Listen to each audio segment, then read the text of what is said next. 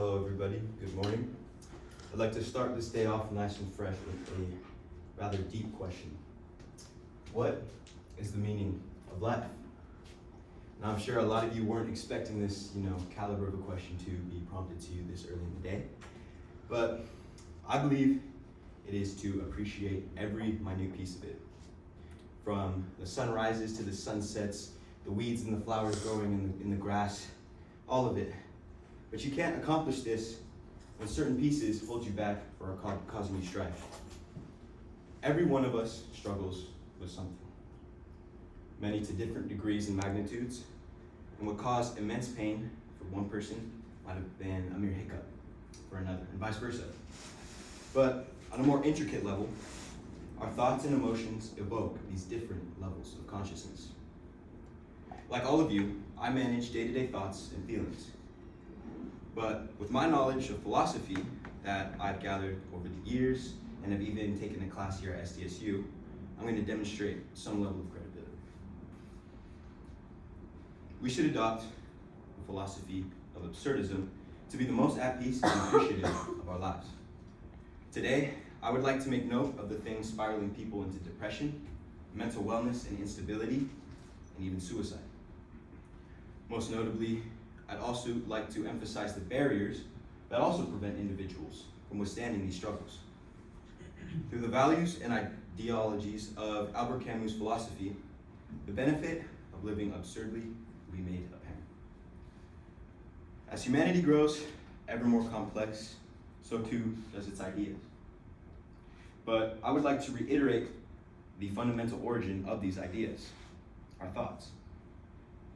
Some of humanity's thoughts have taken us so far as space even.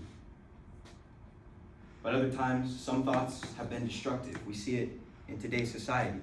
Social disparity, racial discrimination, and ongoing wars are still prominent.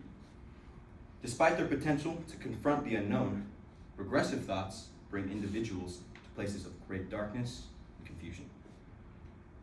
Depression is a real issue. Despite its varying forms and symptoms, the existence is undeniable. As presented by Healthline, approximately 10% of US adults cope with major depressive order, Koski 2023. This means 20-some million Americans have problems with energy, self-worth, and loss of pleasure in doing their daily activities or finding interest in starting new ones. As some thoughts and emotions of an individual grow overwhelmingly unbearable, many turn to unhealthy habits, substance abuse, and in extreme cases, suicide. According to the National Institute of Mental Health, there are over 40,000 suicides reported annually in the US alone, NIHM 2022. To put this number into grueling perspective, there are currently 30,000 students currently enrolled at SDSU. So it would take an additional 1/8 of our school's population to even come close to this statistic. So what's causing this surge of preventable deaths? What keeps these people in their places of darkness? Well, for a long time, there was a fallacy regarding the stigma of mental health and well-being. And for many, addressing their emotions and thoughts was completely unheard of or oddly discouraged. In today's society, platforms like the news or even social media can lead individuals down a slippery slope of losing their self-worth. This is the first of just 2 levels through which mental health is neglected. Inaccessible healthcare and costly therapy sessions are the definitive barriers that force individuals down a lonely and treacherous path when managing their mental well-being. What's an individual to do when looking outwardly?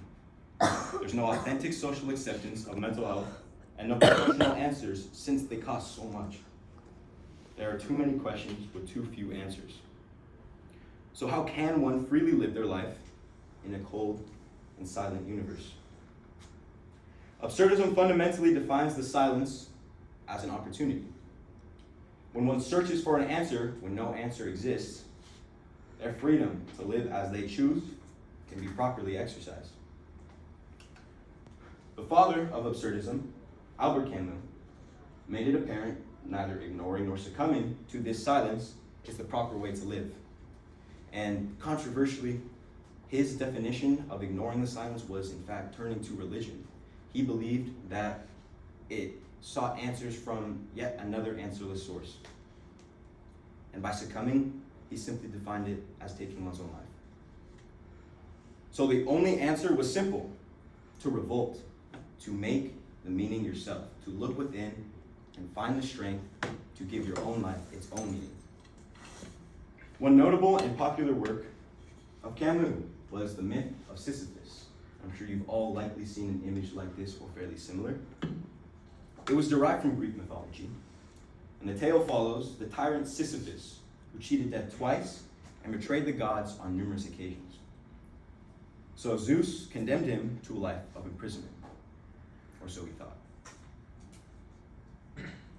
You see, Sisyphus was punished with pushing a boulder weighing some 100 pounds up a steep hill, only to watch it plunder back down at the foot of the hill day in and day out for all of eternity. How maddening.